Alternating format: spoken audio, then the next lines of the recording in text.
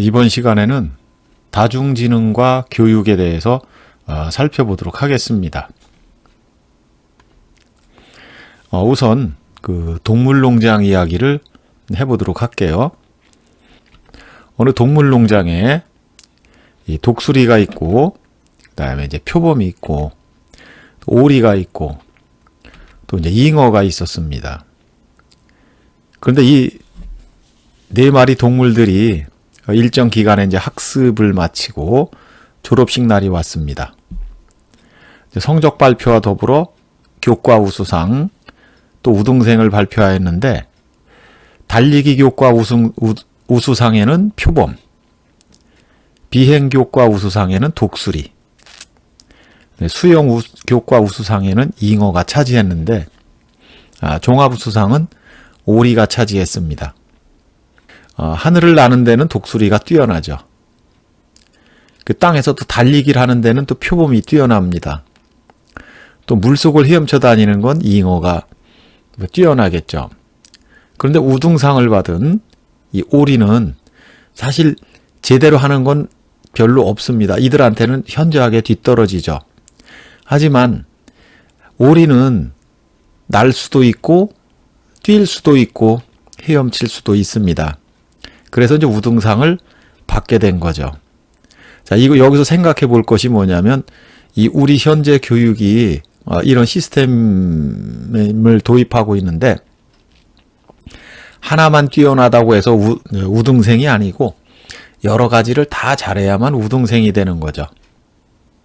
국어, 수학, 영어, 체육 모든 과목을 다 골고루 할 줄 알아야 됩니다. 그렇지만 여기 이 동물농장에서의 오리는 제대로 할 줄 아는 것이 사실은 다른 거에 비해서 별로 없죠. 자, 우리 교육도 이와 마찬가지이기 때문에 우리가 이번 시간을 통해서 잘 살펴볼 내용은 한 가지 잘하는 특징을 갖다가 개발해 줘야 되는 그런 교육을 펼쳐야 된다는 겁니다.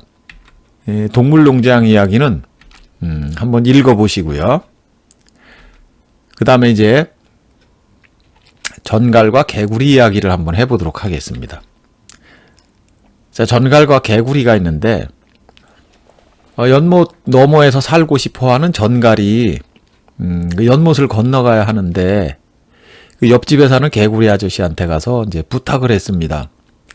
아저씨, 나를 데리고 나를 등에 업고 저 연못 건너 섬까지 데려다 주시면 안 되겠냐 했더니, 개구리가 네 부탁을 들어줄 수 없다. 왜냐하면 내가 너를 업고 연못을 건너는 사이 내가 쏘면 내가 죽을 테니까 그거는 곤란하다 했더니, 전갈이 그렇게 되면 나도 같이 빠져 죽는데 내가 아저씨를 왜 쏘겠어요.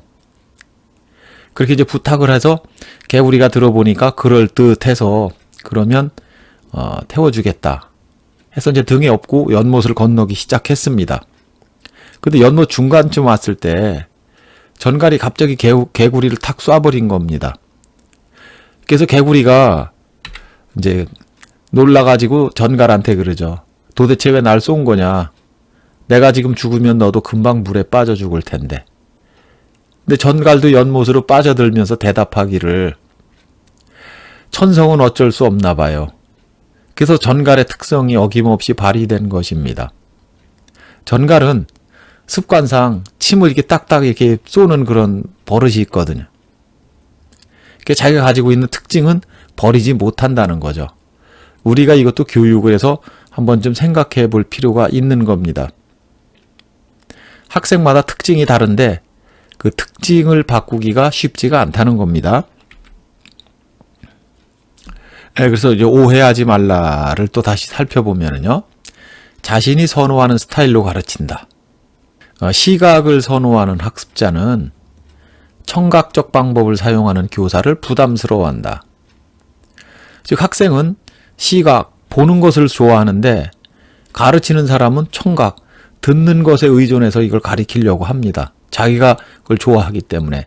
그래서 교사가 자기가 좋아한다고 해서 그 방법을 고집하게 되면 그것을 싫어하는 학생도 분명히 생긴다는 거죠. 자, 그래서 우리가 이것을 이제 늘 생각을 해봐야 될 부분이고요. 그 다음에 이제 새벽 공부가 잘 된다. 자, 이렇게 해서 아침형과 저녁형은 분명히 다르다. 그래서 우리말에 아침에 일찍 일어나는 새라야 벌레를 잡는다 했죠. 그런데 이제 아침형과 저녁형은 분명히 다릅니다. 아침형이 있는가 하면 저녁형이 있죠. 저 같은 경우는 저녁형이 해당이 되는데 보통 우리말로는 야행성이라고 그러죠. 제가 가장 능률이 많이 오를 때가 밤에 10시부터 새벽 2시 사이가 제일 능률이 많이 오릅니다. 그래서 초등학교 때부터 평생을 알람 없이는 혼자 일어나지를 못했죠. 그런데 아침에 일찍 일어나서 하는 공부가 잘 된다 해서 아침에 일찍 일어나게 하면은 하루 종일 비몽사몽하고 있습니다. 잠이 덜 깨서. 그래서 이것도 사람마다 특징이 있기 때문에 아침형 인간이 있고 저녁형 인간이 있습니다. 그래서 무조건 새벽 공부가 잘 된다 하는 것은 이제 하나의 오해라는 얘기죠. 또 음악을 들으며 공부하면 비능률적이다. 이것도 꼭 비능률적이라고 볼 수가 없습니다. 그래서 일반화될 수가 없다고 그러죠. 자, 그러면 이제 오늘 할 내용이 이제 다중이론인데, 다중이론은 하워드 가드너라는 사람이 제창한 건데, 이제 계속해서 조금씩 이제 발전해 나가고 있죠. 자, 그래서 그 내용을 보면 8개 중에서 일단 언어적 지능, 말을 잘하는 거죠. 논리 수리적 지능, 이제 수리나 논리에 강한 지능이고요. 공간적 지능, 그 다음에 이제 신체 운동적 지능, 그다음에 음악적 지능, 박자나 이런 거죠. 리듬, 대인관계 지능, 다른 사람의 기분을 잘 이해하고 맞춰줄 줄 아는 것, 그 다음에 이제 자연 탐구 지능이 있습니다. 자연 현상에 관한 것, 그 다음에 개인 내적 지능, 자기 통제를 잘할 수 있는 것. 그래서 이 8가지를 꼭 암기를 해 놓으셔야 되는데, 다중지능이론에서 저 같은 경우는 어떻게 이 암기를 했냐면요, 80년대에 전두환 대통령이 들어서면서 언론인 해직 사태가 있었죠. 자, 언론에 공을 세운 사람들은 이제 그만하시라 해서 이제 이렇게 해직을 시킨 건데, 이것을 말로 풀어보면은 언론에 공을 세운 사람은 이제 그만 쉬고 잠이나 자거라, 이렇게 생각하시면 아마도 좀 암기가 편하지 않을까 해서 말씀을 드려봅니다. 그래서 여기 보면은 이거 론, 언론, 그다음에 이제 공을 세운 공, 신, 그다음에 음이죠. 다, 자, 개, 이렇게 이었습니다. 언론 공신은 다 자개. 이렇게 하면 이제 다중지능 이론의 8가지를 암기할 수 있게 되는 겁니다. 자, 하나씩 살펴보면은요, 8가지 중에서 일단 언어적 지능부터 보겠습니다. 언어적 지능은 핵심 개념이 단어나 언어 의미의 그 민감성이고요. 그 다음에 수업 활동 전략은 이 언어적 지능이 강한 학생들한테는 강의나 토의 이해하기가 적당합니다. 그래서 이 사람들이 나중에 활동 분야는 작가나 웅변가가 되면 좋고요. 그 다음에 논리 수리적 지능은 핵심 개념이 논리 수리 패턴에 대한 민감성입니다. 이런 학생들은 수게임이나 문제 해결을 가지고 이제 수업을 진행하면은 훨씬 빨리 터득이 되고요. 이 사람들은 나중에 과학자나 수학자로 활동하면 좋습니다. 그 다음에 이제 공간적 지능은요, 시공간적 세계에 정확히 지각을 해놓은 겁니다. 그래서 이 사람들은, 이런 학생들은 미술이나 시각적으로 제시해주면 좋고요. 장차 활동 분야는 미술가나 건축가 이런 쪽에서 활동하면 좋습니다. 신체 운동적 지능이 발달하는 학생들은요, 이 핵심 개념이 재주 있게 사물을 다루는 능력이고, 이런 학생들한테 수업 활동 전략은 스포츠나 손놀림이 좋습니다. 그래서 장차 활동 분야는 이제 운동선수나 무용수가 되는 거고요. 그 다음에 이제 음악적 지능은 음악적 표현 방식의 평가 능력입니다. 노래하는 거나 랩 음악 같은 수업 활동 전략을 해주면 좋죠. 우리가 그 전에 보면은 그 조선시대 임금을 외울 때 태정, 태세, 문단세 뭐 하면서 이렇게 노래로다가 암기한 적이 있을 겁니다. 그런 것들이 이제 여기 해당이 되죠. 그래서 이제 작곡가나 연주가로 활동하면 좋고요. 대인지능은 타인과 적절히 대응하는 능력입니다. 그래서 보통 협동학습이나 동료학습을 시키면 수업 효율이 올라가고요. 그 다음에 이제 상담자나 정치가를 하면은 좋습니다. 자연탐구지능은요, 자연현상을 규정하고 분류하는 능력인데, 보통 관찰일기나 현장학습 같은 걸 통해서 수업을 하면은 좋습니다. 이제 활동 분야는 수의사나 식물 연구 분야가 되고요. 마지막으로 개인 내적 지능은 자기가 스스로 통제하는 능력입니다. 그래서 자신의 정서를 구분하는 능력. 그래서 개별화나 자율 연구를 주면 수업 능률이 향상되고요. 활동 분야는 종교가나 심리 치료가 적당합니다. 자, 우선 그 언어적 지능을 보면 언어적 지능이 발달한 그 학생들은요, 토론 학습이나 그다음에 다양한 단어를 잘 활용해서 말을 잘하는 그 달변가가 많고, 똑같은 글을 써줘도 심금을 울리기도 하고 웃음을 자아내기도 합니다. 이런 사람들은 이제 언어적 지능이 발달했기 때문에 그 언어 쪽으로다가 이걸 진로를 지도해주면 좋고요. 논리수리적 지능이 있습니다. 자, 이 논리수리적 지능이 발달한 학생들은요, 다중지능에서도 가장 그 중심에 위치하는 것이 바로 이 논리수리적 지능인데, 이런 사람들은 숫자에 강하고 차량 번호나 전화번호 등 같은 것도 남들에 비해서 잘 기억하는 경우가 많습니다. 그래서 이제 그런 쪽으로다가 이제 방향을 잡아주면 좋겠죠. 그 다음에 이제 공간적 지능은 3차원 세계를 잘 변형시키는 능력이다 했습니다. 그래서 이런 사람들은 방향을 잘 찾아내고 그다음에 길 같은 것도 잘 찾아냅니다. 그래서 공간적 지능이 발달한 사람들은 그래서 조종사라든가 뭐 이런 걸 하게 되죠. 자, 신체 운동적 지능이 있는데 이것은 어떻게 몸을 움직이고 반사적 행동을 하는지에 대한 타고난 감각을 가진 사람들입니다. 그래서 이제 우리가 보면은 손재주가 있는 사람들이 있습니다. 보통 손재주 있으면 이제 공업계 고등학교를 가야 되는데, 이 손재주가 있다는 사람들은 신체 운동 기능이 발달한 사람들입니다.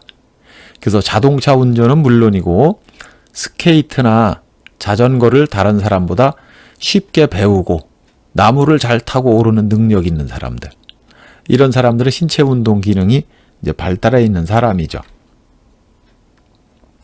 음악적 지능. 이 음악적 지능이라는 거는요, 소리뿐만 아니라 비언어적 소리에도 이게 예민합니다. 그래서 발자국 소리만으로도 누가 오는지 알아내는 사람, 이런 사람은 음악적 지능이 높다 이렇게 얘기를 합니다. 또 이제 대인관계 지능이 있는데요, 대인관계 지능은 다른 사람들의 기분이나 감정, 그 다음에 의향 등을 인식하고 빨리 파악해내는 겁니다. 그리고 거기도 효율적으로 대처하죠.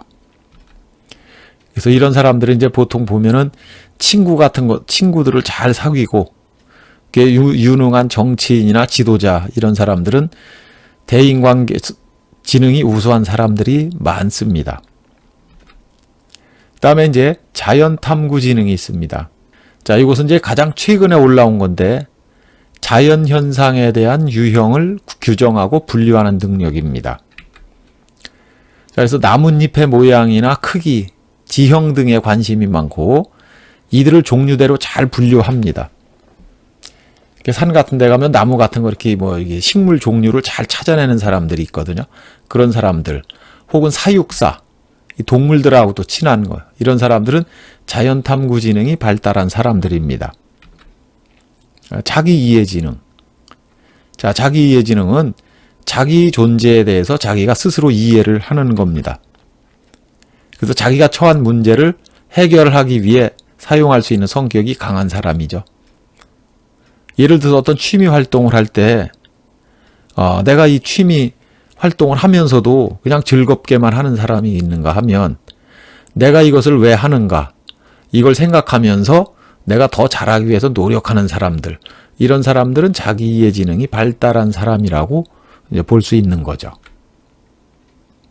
자, 그러면 이 다중지능 이론의 핵심을 네 가지로다가 보면 이렇습니다.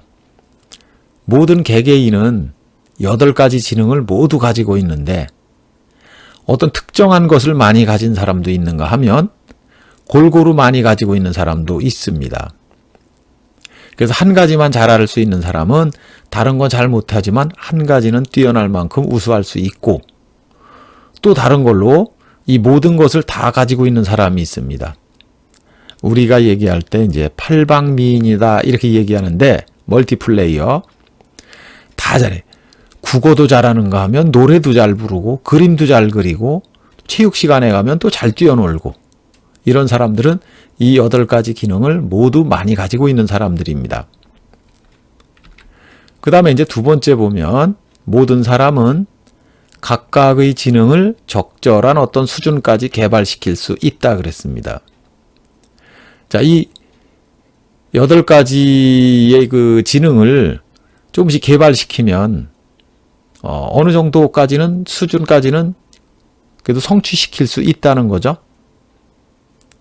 비단 이 8가지 그 지능뿐만 아니라 모든 것이 다 그렇습니다. 교육시키고 개발하기 시작하면은 어느 정도까지는 이제 성취시킬 수 있다는 그런 얘기입니다. 그 다음에 세 번째 보면 8가지 지능들은 여러 가지 복잡한 방식으로 함께 작용한다. 자, 이게 함께 작용한다는 건데 이걸 협응하여 작용한다 이렇게 얘기합니다. 자, 이 8가지 기능들이 이제 복합적으로 하는데, 우리가 그 영양분을 보면은요, 어떤 한 가지만 딱 먹었을 때 몸에 좋다, 나쁘다 이렇게 얘기하지만 다른 성분하고 결합을 했을 때는 상황이 또 달라지죠. 더 좋아질 수도 있지만 더 나빠질 수도 있고 그렇습니다. 그래서 이것은 이제 지능들이 여러 가지가 이제 한꺼번에 이제 복합적으로 작용하는 거죠. 양악선이 체조할 때 공중에서 이렇게 묘기 돌기를 하면은, 자, 일단 신체 지능이 발달한 거죠.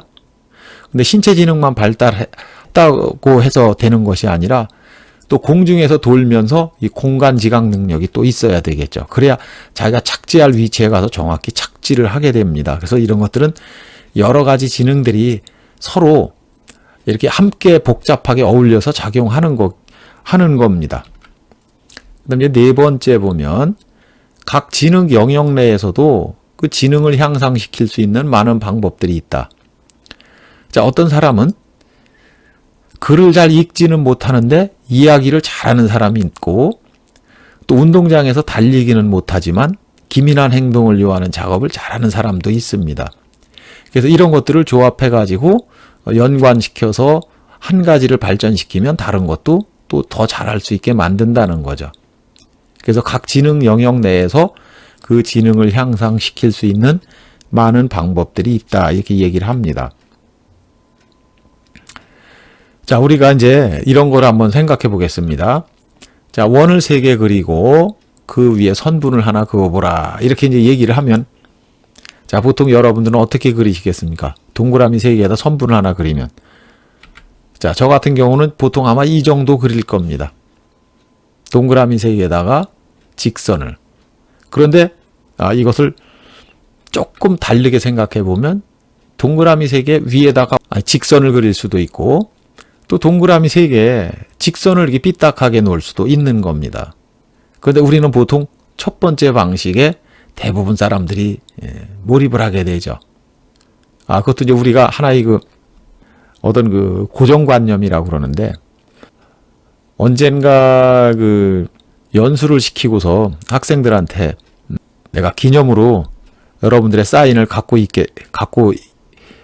있어야겠다 이렇게 얘기하고서는 A3 용지를 줬는데 나눠줬는데 거기다가 컴퍼스로다가 원을 하나 그려줬습니다. 그랬더니 원 바깥에다 사인한 학생이 하나도 없고 다 원 안에다만 집어넣는 거야.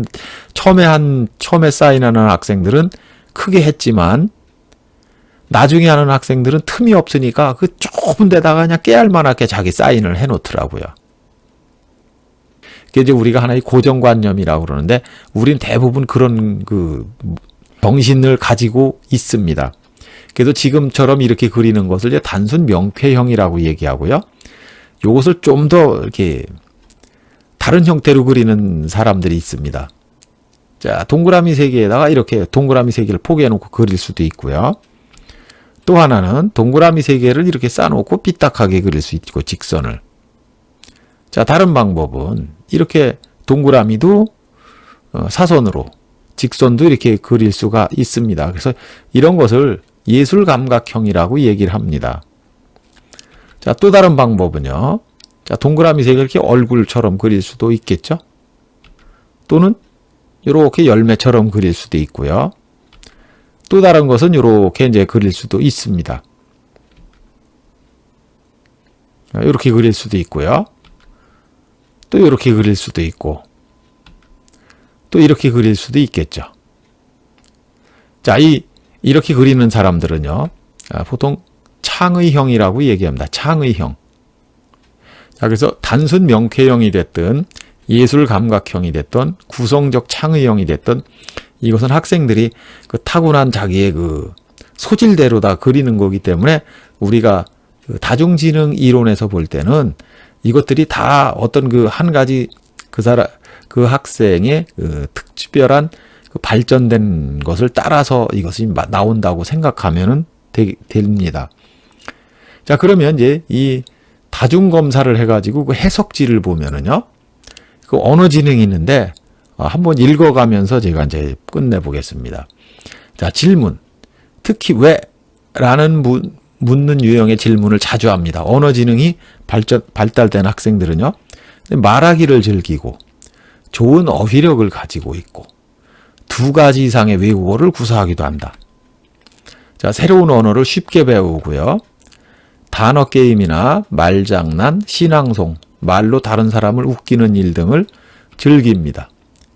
책을 읽는 걸 즐기고 다양한 종류의 글쓰기를 즐기고 언어의 기능을 잘 이해합니다. 그래서 이런 학생들이 잘하는 거는 소설이나 무슨 뭐 시, 잡지 뭐 이런 것을 잘 쓰고요. 각본이나 이야기, 신문, 연극, 논쟁, 재담 등 이런 것을 잘합니다. 그래서 직업군으로 보면은 뭐 작가나 사서, 방송인, 기자, 뭐 변호사, 정치가, 학원 강사, 외교관, 뭐 이런 것들이 이제 알맞게 되는 거죠. 그 다음에 이제 논리 수학 지능을 보면은요, 다양한 퍼즐 게임을 즐기고요. 그 다음에 수를 가지고 놉니다. 사물의 작용과 운동 원리에 관심이 많고, 이런 학생들은 이제 공학자가 되면 좋겠죠. 그다음에 이제 규칙의 바탕을 둔 활동 성향을 가지게 됩니다. 만약 뭐라면 이라는 그 식의 논리에 관심이 있고요. 사물을 모으고 분류하는 것을 좋아한다. 분석적으로 문제에 접근한다. 이렇게 되어 있습니다.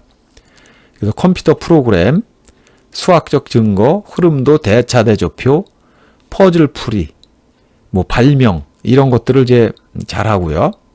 직업군은 수학자나 물리학자, 과학자, 컴퓨터 프로그래머, 뭐 공인회계사 뭐 이런 것을 하면은 좋겠죠. 그 다음에 이제 세 번째로 공간지능이 뛰어난 학생들은요, 특징이 그림 그리기를 잘하고 시각적인 세부 묘사에 뛰어나고 그 다음에 사물을 분해하기를 좋아합니다. 그게 무엇인가 세우기를 좋아하고 퍼즐놀이 즐기고 기계적으로 숙달되어 있고 이미지로 장소를 기억합니다. 지도 해석에도 뛰어나고요. 낙서를 좋아합니다. 그래서 이런 학생이 잘하는 거는 그림이라든가 조각, 지도, 도형, 만화 뭐 이런 것들 이제 좋아하고요. 직업군으로는 조각가나 항해사 혹은 디자이너, 건축가, 그 다음에 이제 파일럿 비행기 운전하는 사람들, 뭐 이런 직업군에 알맞은 그런 유형입니다. 그 다음에 이제 신체 운동 지능이 발달한 사람들의 특징은요, 신체의 좋은 균형 감각을 갖고 있고, 그 다음에 손과 눈의 협동 관계가 좋습니다. 눈썰미 있다 그러죠. 리듬 감각이 있고요. 어떤 문제를 직접 몸으로 접해보고 나서 해결하려는 경향이 있습니다. 우아한 움직임을 연출할 줄 알고 제스처를 통해 전달하는 데 능숙합니다. 그 다음에 상대방의 신체 언어를 잘 읽어내고 공, 바늘 따위 도구와 물체를 다루고 조절하는데 빨리 쉽게 적응합니다. 잘하는 거는 운동, 대표적인 게 운동이고요. 연극이나 몸짓, 표현, 그 다음에 신체로 다르게 표현하는 거, 이런 걸 잘하게 되겠죠. 그래서 직업군으로 보면은 운동선수나 무슨 외과의사, 수술 같은 거 하는 사람들, 물리치료사, 체육관 관장, 경호원, 이런 데 이제 알맞는 겁니다. 그 다음에 이제 음악 지능이 발달된 사람들은요, 특징이 소리 패턴에 민감합니다. 자주 노래를 흥얼거리고 리듬에 따라 박자를 맞추거나 몸을 흔듭니다. 소리들을 쉽게 구별하죠. 음에 대한 감각이 좋고요. 리듬에 맞추어 움직이는데 능하고 박자 변화에 따라서 운동 패턴을 조절합니다. 자, 음조와 소리 패턴을 기억하고요. 음악적 경험을 추구하고 즐기게 됩니다. 이런 잘하는 거는 노래나 오페라, 교향곡, 연주, 작곡 이런 것들을 잘하게 되죠. 직업군은 이제 그런 쪽으로 가는 겁니다. 그래서 음악가라든가 음악 평론가라든가 피아노 조율사라든가 이런 쪽으로 가는 것이 좋겠죠. 그 다음에 이제 대인관계 기능이 있습니다. 다른 사람에 대한 감정이입이 뛰어나고요. 또래들 사이에서 인기가 높습니다. 또래나 나이가 더 많은 사람을 똑같이 잘 사귀입니다. 리더십을 보여주고요. 다른 사람과 협동하여 일하는데 능숙합니다. 자, 다른 사람의 느낌에 민감하고 중개인이나 카운슬러 역할을 자주 하게 되죠. 잘하는 일은 집단 작업이라든가 연극, 대화, 운동, 단체 행동 이런 걸 잘하게 됩니다. 그래서 직업군은 정치가나 종교 지도자, 기업 경영자, 호텔 경영자, 교사 이런 거 해가지고 대인관계가 좋은 사람들은 여러 가지가 많은데 특히 교사도 대인관계 지능이 높은 사람이 적응을 잘합니다. 다음에 이제 자연 친화 지능인데요. 의사나 조리사, 조련사 같은 것에 이제 맞습니다. 그래서 특징은 새나 꽃, 나무 등 동식물에 관심이 많고요. 동식물의 습성과 생리에 깊은 관심을 보이고, 그다음에 인공적인 환경보다 자연적인 환경을 선호하게 됩니다. 자연물의 관찰에 상당한 시간을 할애하고 곤충, 파충류 등에 대한 혐오감이 상대적으로 덜하죠. 그래서 화분 등의 관리에 남다른 열정이 있고, 그래서 이 화초 같은 것도 잘 키우게 됩니다. 분재나 이런 거 잘하고요. 그래서 잘하는 일은 조개 껍질이나 꽃잎 등의 두드러진 개인적 컬렉션, 자연사진, 곤충이나 애완견, 가축에 대한 관찰 메모, 동식물 스케치 등 이런 거 잘하고요. 이 사람들의 직업군은 보면 생물학자나 수의사, 한의사, 의사, 약사 이렇게 해서 이런 직업에 이제 맞다고 보는 겁니다. 그 다음에 이제 자기 성찰 지능이라는 게 있죠. 특징은 특정한 활동에 대한 좋고 싫음이 분명하며 그것을 잘 표현합니다. 그래서 감정 전달에 뛰어나고요. 스스로의 강점과 약점을 명확히 인식하고 자신의 능력을 확신합니다. 적절한 목표를 설정하고요. 야심을 가지고 일한다. 즉 자기 통제 능력이 강하고 성취욕이 강한 사람들입니다. 대부분.